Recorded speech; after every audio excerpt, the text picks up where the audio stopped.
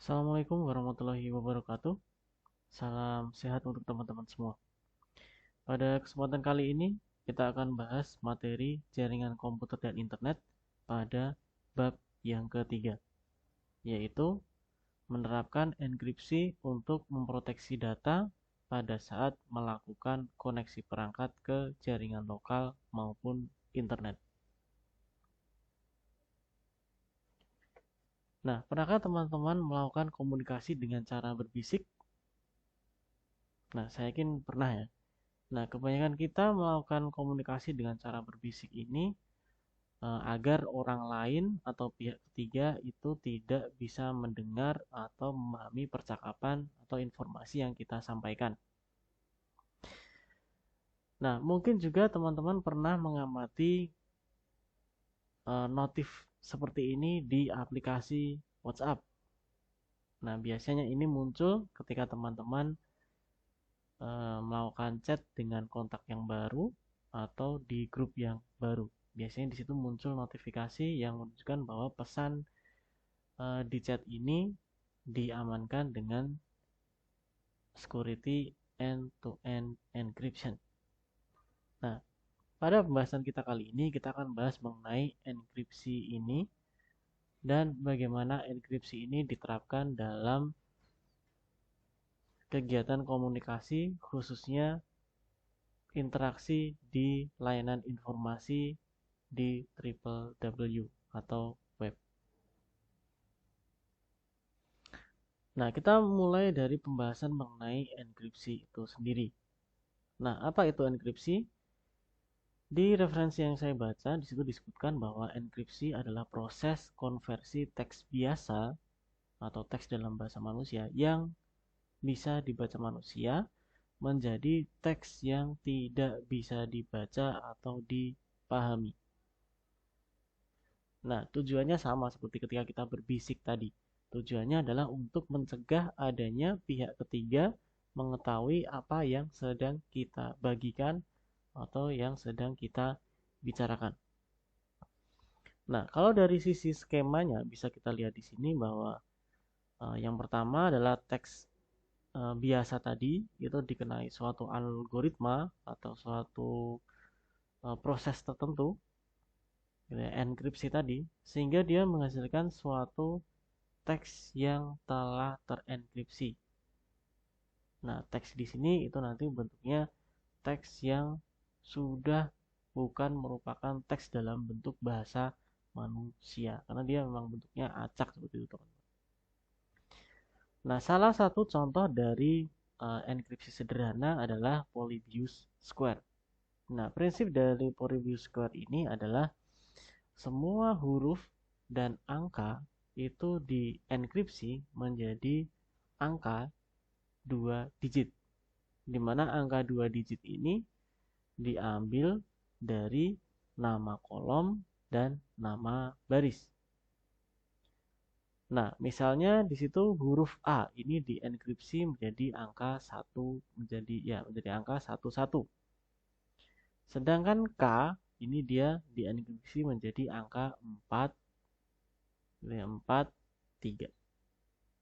Nah, sehingga plain text e-kamas di sini itu ketika dikenai enkripsi Polybius Square dengan kunci seperti ini menghasilkan sebuah ciphertext yang bentuknya seperti ini: 31 314 311 51 11 4 4. Nah, di sini harusnya tidak dipisah seperti ini ya, teman-teman, karena kalau dipisah seperti ini berarti mencurigakan. Jadi di sini bisa diidentifikasi bahwa 2 digit ini uh, mengidentifikasi satu huruf atau satu angka. Jadi sebenarnya ini ditulisnya tidak dipisah 2 digit seperti ini. Jadi dalam satu tulisan saja. Nah, intinya adalah setiap pesan atau panggilan yang dilakukan melalui media sosial atau perangkat elektronik yang lain itu harus dienkripsi agar melindungi pesan tidak diketahui oleh orang lain. Nah, kalau kita membahas kenapa hal itu perlu dilakukan, nah kita akan bahas salah satu gambar menarik yang ada di buku. Nah, gambar di buku ini menunjukkan salah satu jenis serangan cyber yang kita kenal dengan istilah man in the middle attack. Gitu. Nah, di sini kan ada man in the middle ya teman-teman. Jadi ada orang di tengah-tengah atau pihak ketiga. Nah, secara prinsip cara kerja atau serangan man in the middle attack ini dilakukan dengan cara seperti ini. Nah, pada prinsipnya untuk percakapan normal itu ketika si A mengirimkan pesan kepada si B, maka dia prosesnya akan seperti ini. Si A mengirimkan pesan, diterima di server, kemudian dari server mengirimkan pesan tersebut ke si B. Nah, tapi kalau komunikasi tadi itu terkena serangan man in the middle attack, maka di situ ada pihak ketiga, yang pihak ketiga ini dia bisa membaca dan memodifikasi pesan yang dikirimkan dari A ke B atau sebaliknya. Nah, tentu saja hal ini menjadi sesuatu yang sangat berbahaya. Gitu ya. Misalnya, komunikasi yang kita lakukan itu adalah komunikasi login, di mana di situ kita memasukkan data yang sifatnya sensitif atau privasi, yaitu username dan password. Nah, di sini kalau sampai komunikasi tadi itu mengalami kejadian atau mengalami serangan man in the middle attack, maka si pihak ketiga ini bisa mendapatkan informasi akun kita tadi. Nah, maka dari itu enkripsi di sini menjadi suatu hal yang penting untuk dilakukan. Nah,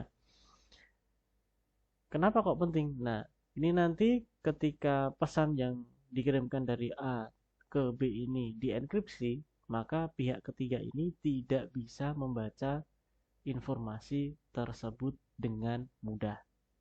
Maka di sini harapannya adalah pastikan aplikasi yang kita gunakan atau website yang kita kunjungi itu memiliki fitur enkripsi.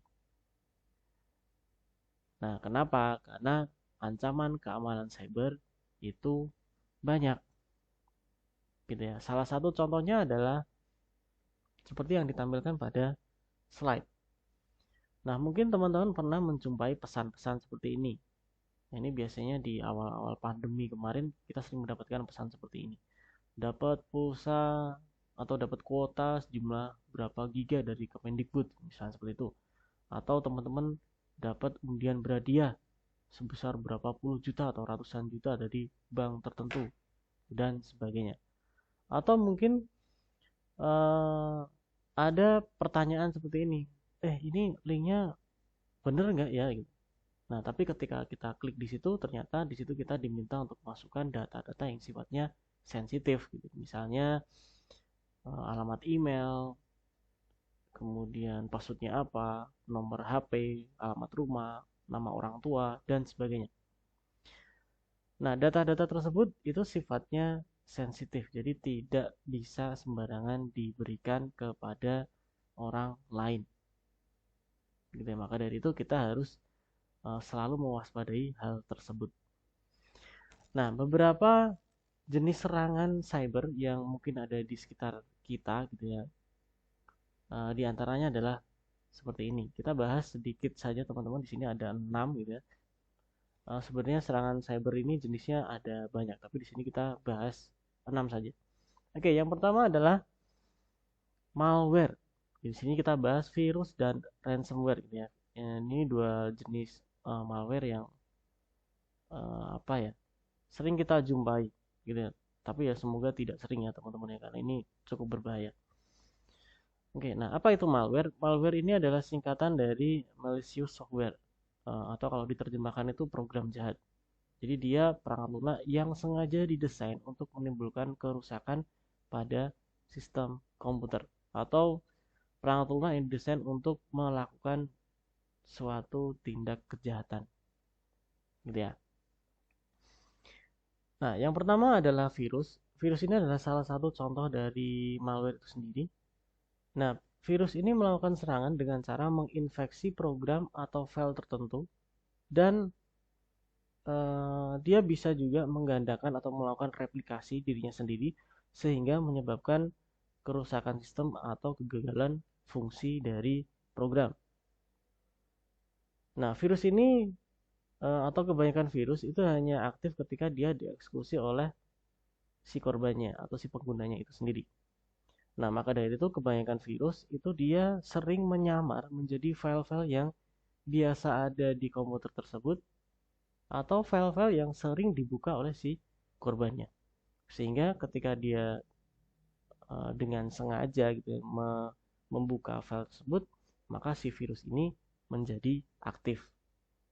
Nah, ketika dia aktif, dia tadi akan melakukan infeksi ke beberapa file yang ada di dalam komputer tersebut sehingga menyebabkan file tersebut menjadi rusak, hilang, atau bahkan mungkin terhapus. Gitu ya. Nah, virus ini dapat menyebar melalui beberapa jalur gitu ya, teman-teman. Yang pertama bisa dari lampiran email atau ketika teman-teman menjalankan file yang terinfeksi dengan sengaja atau tidak sengaja atau mengunjungi website yang terinfeksi, membuka iklan yang disitu sudah disisipi sama malware virus tadi, atau menggunakan media penyimpanan yang di dalamnya sudah ada virus atau file yang sudah terinfeksi. Nah, ini kebanyakan terjadinya itu pakai media flash disk, teman-teman. Nah, flash disk ini hati-hati kalau teman-teman menggunakan flash disk yang bukan milik teman-teman. Nah, bisa jadi flash disk ini memiliki potensi yang tinggi untuk menyebarkan virus. Nah, kemudian jenis malware yang kedua itu namanya ransomware. Ini salah satu jenis malware yang beberapa tahun yang lalu itu sempat booming gitu ya.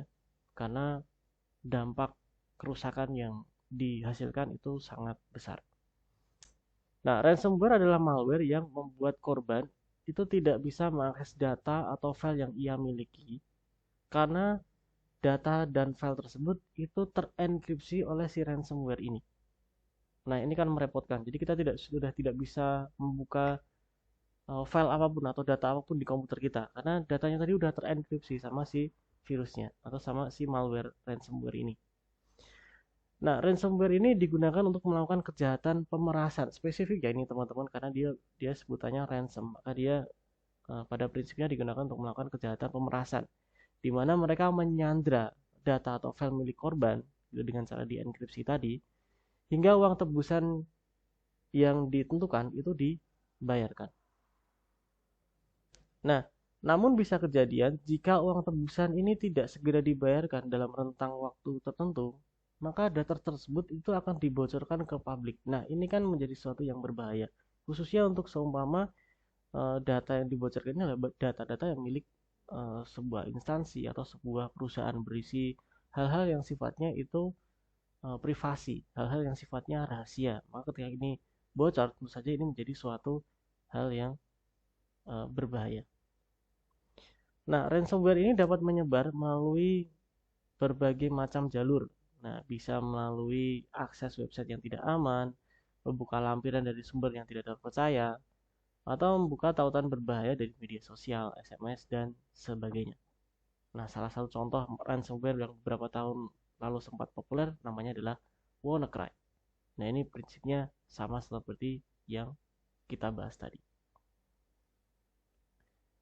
Nah, jenis serangan cyber yang lain adalah masuk dalam kategori social engineering atau rekayasa sosial. Nah, dia adalah sebuah teknik serangan yang memanfaatkan atau memanipulasi psikologi atau kelemahan manusia untuk mendapatkan akses ke sistem, data, atau informasi pribadi. Nah, kelemahan manusia ini bisa meliputi ketidakcermatan, membaca, ketidakstabilan emosi, dan sebagainya. Nah, hal-hal tersebut itu dimanfaatkan untuk mendapatkan akses ke sistem atau mendapatkan informasi pribadi atau mendapatkan keuntungan yang lain. Nah, kenapa social engineering ini dilakukan gitu ya? Kenapa ini menjadi salah satu bentuk serangan gitu ya? Karena Kalau di salah satu website yang saya baca itu disebutkan seperti ini. It is much easier to fool someone to give their password instead of hacking their password. Jadi di sini intinya lebih mudah membohongi mereka, lebih mudah membohongi seorang daripada untuk mendapatkan password daripada harus melakukan hacking untuk mendapatkan password mereka.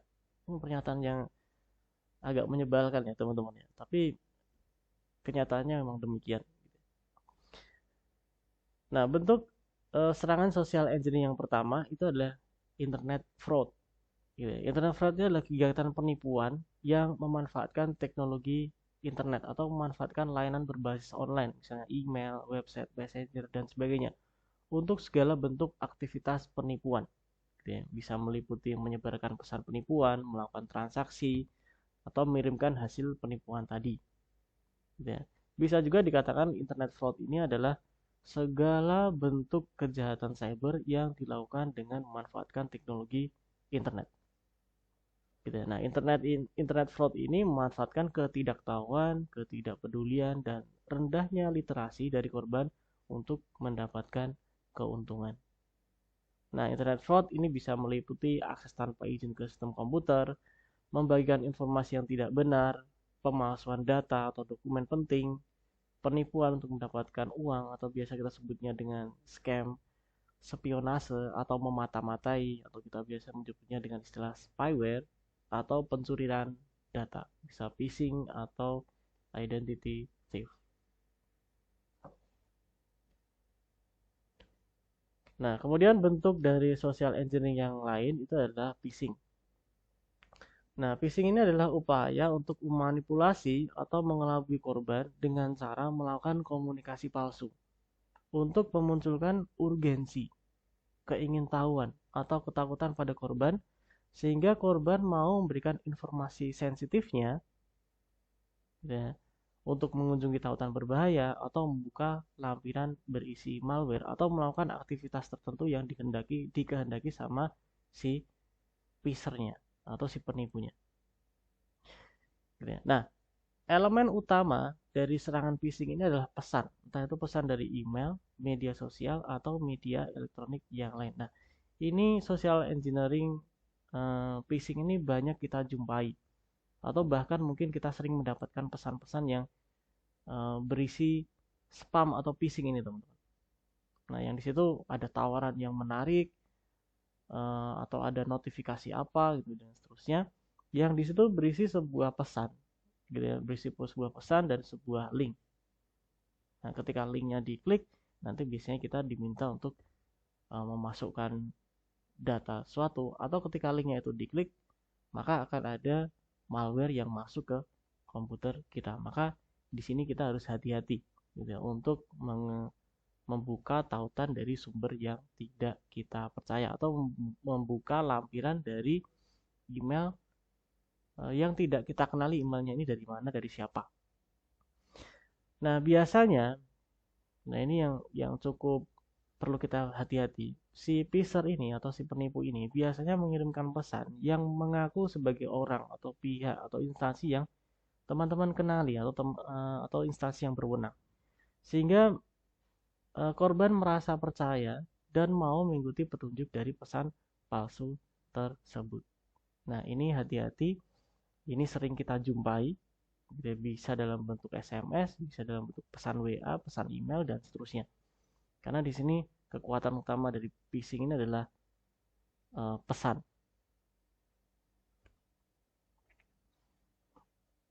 Nah, biasanya pesan ini nanti akan menimbulkan kecenderungan emosi itu, teman-teman. Entah itu menjadi terburu-buru atau menjadi rasa ingin tahunya menjadi meningkat dan seterusnya. Kemudian biasanya dia juga ada limitasi waktunya. Biasanya waktunya dibikin mepet-mepet.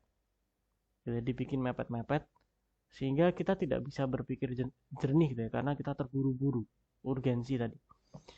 Kemudian bisa jadi dia apa yang diberikan atau apa yang ditawarkan itu sesuatu yang menyenangkan, bisa juga sesuatu yang menyedihkan gitu. Misalnya ada berita sanak keluarga yang kecelakaan, atau teman-teman dapat undian hadiah sekian, gitu, dan seterusnya. Kemudian teman-teman diberikan sebuah bantuan yang sebenarnya tidak teman-teman harapkan. Jadi teman-teman kayak dituntun untuk melakukan sesuatu, padahal itu tidak, teman-teman bisa melakukan itu sendiri. Tapi di sini teman-teman dituntun untuk melakukan transfer uang ke rekening ini, di mana rekening ini sebenarnya bukan rekening semua, harus ngirim ke rekening sekolah gitu. Nah, tapi teman-teman dituntun untuk mengirimkan ke rekening pribadi gitu. Nah, ini kan berbahaya. Nah, kemudian yang terakhir, si sender ini atau si user ini dia tidak bisa memberikan atau membuktikan identitasnya dengan benar. Nah, jadi hati-hati teman-teman. Ini adalah salah satu teknik yang bisa teman-teman pakai untuk menghindari social engineering phishing tadi. Nah, berikutnya adalah serangan man in the middle yang sudah tadi kita bahas. Nah, man in the middle ini adalah jenis serangan cyber yang dia dilakukan dengan cara menyadap atau menguping komunikasi yang sedang berlangsung di dalam satu jaring, di dalam jaringan komputer gitu teman, atau jaringan seluler. Nah, MITM ini memungkinkan penyerang untuk membaca, mengumpulkan, bahkan memodifikasi informasi yang dikirim antara pengguna dengan server. Nah, ini berbahaya teman-teman. Gitu, ini berbahaya karena dia bisa memodifikasi. Nah, ini bisa berbahaya. Nah, kebanyakan serangan MITM ini dia ditujukan untuk mencuri informasi pribadi, bisa akun pengguna, informasi pembayaran, kartu kredit, dan sebagainya. Nah, biasanya seperti itu teman-teman. Nah, ini yang perlu teman-teman waspadai, bahwa MITM ini banyak diterapkan dengan menggunakan WiFi hotspot. Ini, jadi hati-hati teman-teman ketika menggunakan WiFi hotspot publik, gitu ya, hati-hati. Karena bisa jadi hotspot tersebut itu sudah dipasangi alat untuk melakukan serangan MITM. Nah, jadi di sini kalau teman-teman terhubung ke website, ke WiFi hotspot yang sudah diberikan aplikasi MITM tadi, nah ketika teman-teman tersambung ke situ, kemudian melakukan login ke website tertentu, nah di situ informasi teman-teman, informasi akun teman-teman sudah tercuri. Karena di situ hotspot palsu ini sebenarnya hotspot yang dipakai untuk mengumpulkan informasi-informasi akun, gitu ya, dari orang-orang yang menggunakan hotspot tersebut. Nah, biasanya ini nama hotspotnya itu familiar, atau dia dibikin mirip-mirip sama tempat yang sedang teman-teman kunjungi. Entah itu nama kafenya, nama restorannya, atau nama tempatnya, di situ dia dibikin mirip-mirip. Gitu ya. Kemudian biasanya juga dia juga tidak pakai kata sandi. Biasanya kalau wah nggak ada kata sandinya nih, biasa langsung masuk ke situ gitu. Wah, nah ternyata di situ ada serangan MITM. Nah, jadi di sini teman-teman harus hati-hati ketika menggunakan WiFi hotspot yang sifatnya publik. Itu hindari, sebisa mungkin hindari. Kalau tidak bisa menghindari, ya teman-teman hindari melakukan login di situ atau melakukan transaksi menggunakan data-data yang sifatnya privasi. Kemudian pastikan teman-teman mengunjungi website-website yang menggunakan protokol HTTPS. Berikutnya adalah jenis serangan yang namanya denial of service. Nah, prinsip dari serangan DOS ini adalah dia merupakan jenis serangan yang ditujukan untuk menghabiskan sumber daya yang dimiliki oleh suatu sistem. Sehingga sistem tadi itu tidak lagi dapat menjalankan fungsinya dengan baik. Nah, di satu sisi juga, karena sistemnya ini sudah tidak bisa berfungsi dengan baik, serangan DOS ini juga mencegah pengguna lain untuk mendapatkan layanan yang sama dari sistem tersebut. Nah, serangan DOS ini kebanyakan dia menyerang sumber daya berupa bandwidth-nya, prosesornya, memorinya, servernya, atau kelemahan yang lainnya. Misalnya kalau memori, ya dia gimana caranya, ada banyak serangan, ada banyak request ke satu server, Sehingga server ini kepenuhan memorinya. Bandwidth-nya udah penuh, memorinya udah penuh, prosesornya udah penuh gitu. Sehingga si sistem ini dia mengalami kegagalan fungsi karena dia sudah tidak punya sumber daya lagi untuk memproses semua respon yang masuk karena terlalu banyak over capacity teman-teman. Jadi harusnya si server atau si sistem ini dia hanya bisa melayani 100 user dalam satu waktu. Nah, tapi dengan serangan DOS ini bisa sampai 10.000 atau 100.000 atau 1 juta request masuk dalam satu waktu yang sama, sehingga dia membuat si sistem ini mengalami over capacity, sehingga dia menjadi tidak bisa berfungsi dengan baik. Nah, pada dasarnya serangan DOS ini ditujukan untuk membuat sistem lumpuh. Nah, tapi ada juga gitu ya yang minta tebusan atau minta uang gitu ya untuk menghentikan serangan tersebut. Jadi kayak pemerasan gitu ya teman-teman ya. Jadi biar sistemnya jalan lagi, bayar uang dulu, nanti serangan DOS-nya kita stop. Nah, bisa jadi seperti itu. Nah, tadi adalah pembahasan mengenai berbagai jenis serangan cyber. Nah, berikutnya kita akan fokus ke bagaimana teknik enkripsi itu diterapkan di komunikasi di internet. Khususnya di sini adalah layanan informasi yang ada di internet, yaitu www atau biasa teman-teman menyebutnya dengan istilah web. Nah, kita kenalan dulu dengan istilah HTTP dan HTTPS. Nah, kenapa enkripsi ini penting untuk diterapkan di berbagai macam bentuk komunikasi di internet, khususnya layanan informasi gitu di www. Nah, kebanyakan dari kita untuk memanfaatkan layanan informasi di web tadi itu sudah mulai banyak atau hampir sebagian besar itu kita berinteraksi menggunakan data-data yang bersifat privasi, misalnya login atau pembayaran online dan seterusnya. Nah, data-data ini sifatnya pribadi, sifatnya sensitif, tidak boleh pindah tangan dengan mudah. Nah, maka di sini untuk menjaga keamanan dan kenyamanan kita bersama, maka diperlukanlah sebuah teknik keamanan yang bisa untuk menjaga keamanan data tadi. Nah, salah satunya adalah dengan menggunakan enkripsi. Nah, kita bahas yang pertama adalah HTTP. Nah, HTTP ini adalah sebuah protokol komunikasi jaringan yang digunakan untuk melakukan komunikasi di layanan informasi web. Gitu ya. Kalau teman-teman tanya protokol itu apa, protokol ini adalah aturan atau standar yang mengatur bagaimana komunikasi itu bisa dilakukan antara satu device dengan device yang lain, satu perangkat dengan perangkat yang lain di dalam jaringan komputer. Nah, masing-masing bentuk komunikasi itu akan memiliki protokol yang berbeda, menggunakan protokol yang berbeda. Misal, kalau kita ngirim dan menerima file, nah di situ protokol yang digunakan adalah protokol FTP. Kalau kita ngirim atau menerima email, nah di situ protokol yang kita pakai adalah IMAP atau POP3. Kemudian kalau kita melakukan mengakses informasi di internet, nah di sini protokol yang kita pakai adalah HTTP.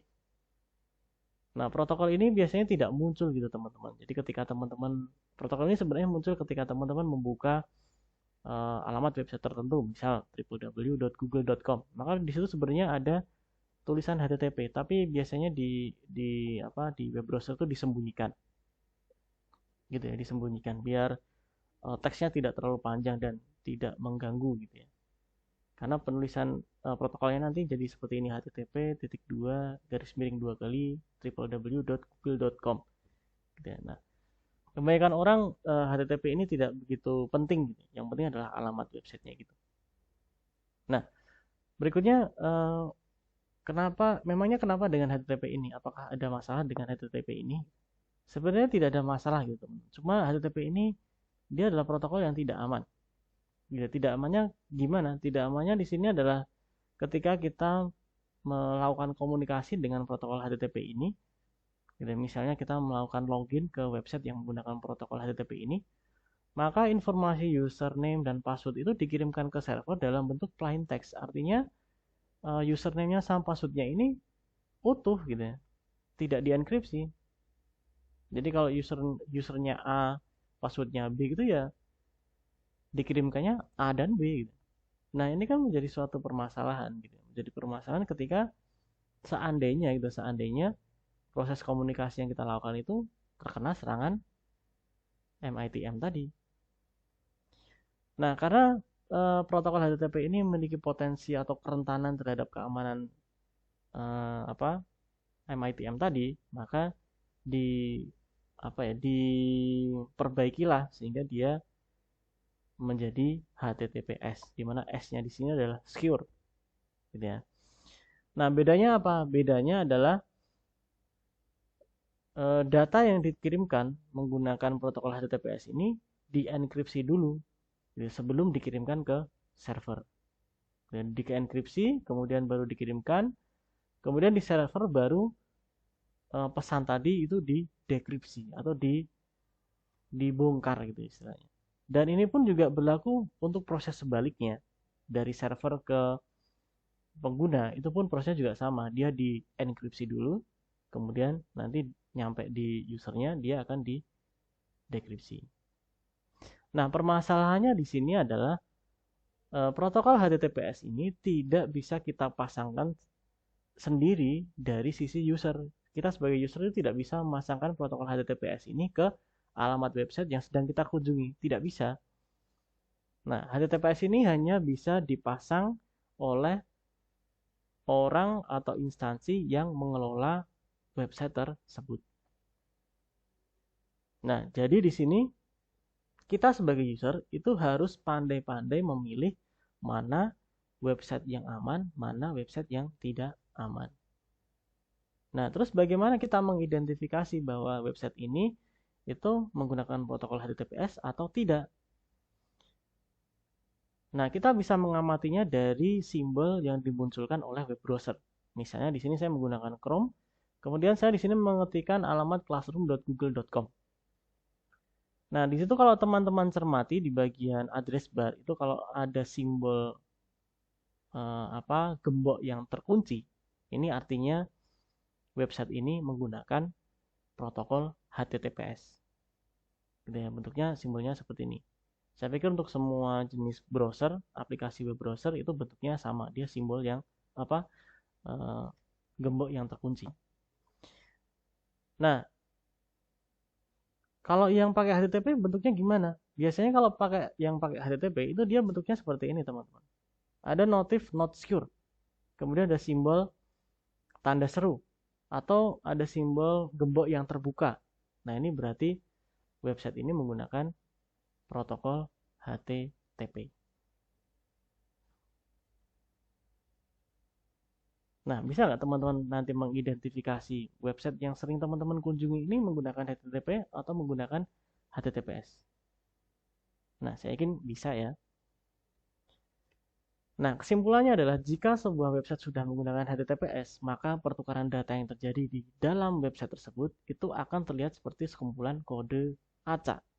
Hal ini akan menyulitkan pihak ketiga ketika dia melakukan seumpama melakukan serangan man in the middle tadi. Nah, dia akan tetap kesulitan meskipun dia mendapatkan datanya, dia akan tetap kesulitan untuk membaca kode tersebut. Nah, HTTPS jauh lebih aman daripada HTTP karena HTTPS ini memiliki sertifikasi SSL yang membantu mengamankan data dengan teknik enkripsi.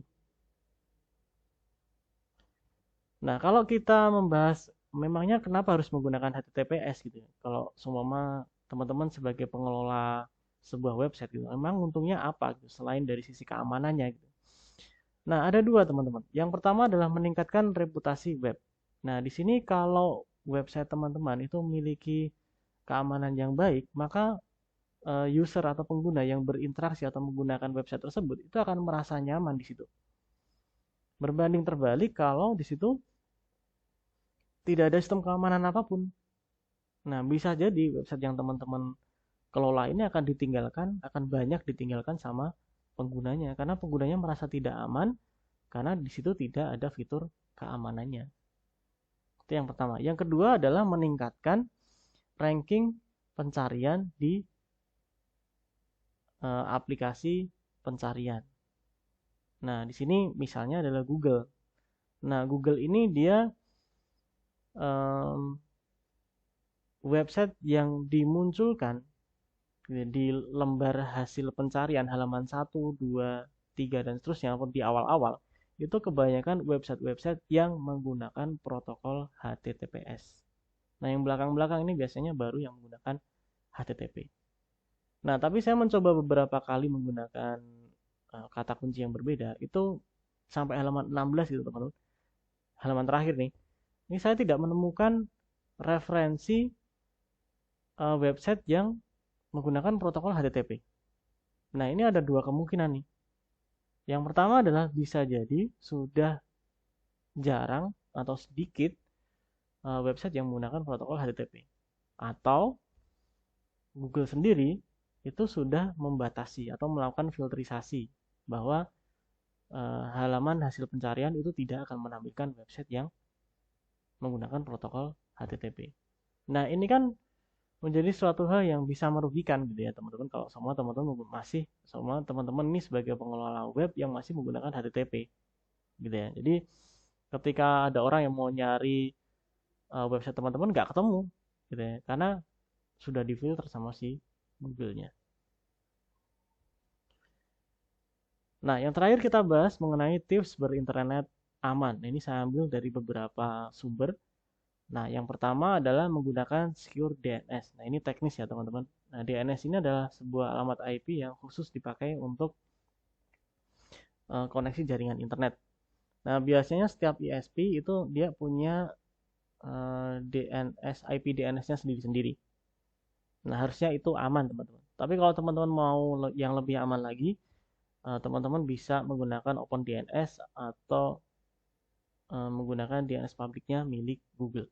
Seperti yang dipakai di sekolah, itu kita menggunakan DNS publiknya Google, yaitu 8888 dan alternatifnya 8844. Yang kedua, kunjungi website yang menggunakan protokol HTTPS seperti yang sudah kita bahas tadi. Yang ketiga, gunakan ekstensi untuk melindungi aktivitas browsing. Nah, misalnya di sini adalah Adblocker. Nah, Adblocker ini dipakai untuk menghalau iklan, gitu ya, menghalau iklan. Nah, iklan ini kan sering muncul ketika kita membuka atau mengunjungi website tertentu. Nah, kadang kita dengan sengaja membuka website ini, membuka iklan ini, entah itu karena menarik atau penasaran. Jika misalnya dapat diskon 50% di taman kuliner atau dapat diskon 90% di matahari terdekat gitu, atau dan seterusnya. Nah, ini kan menarik. Atau memang iklannya itu dibikin kontennya itu bikin penasaran sehingga kita dengan sengaja mengkliknya. Nah, hati-hati teman-teman karena iklan-iklan ini bisa membuat teman-teman itu mengakses virus atau malware yang sudah disiapkan di situ. Atau teman-teman nanti bisa kena social engineering gitu ya, phishing gitu ya. Nah, maka di sini teman-teman harus hati-hati. Nah, yang berikutnya adalah mode private browsing. Ini senantiasa saya ingatkan ketika teman-teman menggunakan perangkat yang bukan milik teman-teman pribadi. Pastikan ketika teman-teman menggunakan komputer sekolah gitu, untuk melakukan aktivitas browsing menggunakan Google Classroom atau menggunakan media sosial yang lain, di mana di situ teman-teman butuhkan kegiatan login, maka pastikan menggunakan mode private browsing atau incognito agar data username dan password itu tidak tersimpan di komputer tersebut. Kemudian berikutnya menggunakan antivirus. Ini sudah jelas karena virus itu bisa dilawannya juga dengan antivirus gitu ya. Kemudian yang terakhir adalah menggunakan password yang kuat dan jangan lupa logout. Ya, sepertinya hal yang sepele gitu, tapi ini sangat penting. Nah, password yang kuat itu terdiri dari huruf, angka, dan tanda baca. Idealnya setiap akun itu memiliki password yang berbeda. Tapi kadang kita merasa kesulitan untuk menghafalkan password yang berbeda untuk setiap akun. Nah, maka di sini salah satu referensi atau salah satu tips yang bisa teman-teman pakai adalah menggunakan algoritma. Nah, di mana algoritma ini nanti dipakai untuk mengenerate sebuah password. Misal dari nama website ini dikenai suatu algoritma tertentu, dia menghasilkan suatu teks baru. Nah, teks baru ini dipakai untuk menjadi password tadi. Nah, sehingga di sini kita tidak perlu menghafal password-password tadi. Di sini kita cukup menghafal algoritmanya saja. Nah, algoritma tidak perlu yang rumit-rumit gitu ya teman-teman ya. Gunakan algoritma yang sederhana saja. Atau menggunakan teknik enkripsi tadi, misalnya Polyblue Square atau apa gitu dan seterusnya. Nah, teman-teman bisa menggunakan cara-cara seperti itu sehingga teman-teman tidak perlu menghafal password untuk setiap akun. Nah, teman-teman cukup menghafal algoritmanya saja atau kunci enkripsinya saja. Nah, demikian adalah pembahasan materi jaringan komputer dan internet pada bab yang ketiga. Semoga bisa membantu teman-teman untuk belajar secara mandiri. Dari saya cukup, terima kasih atas perhatiannya. Assalamualaikum warahmatullahi wabarakatuh.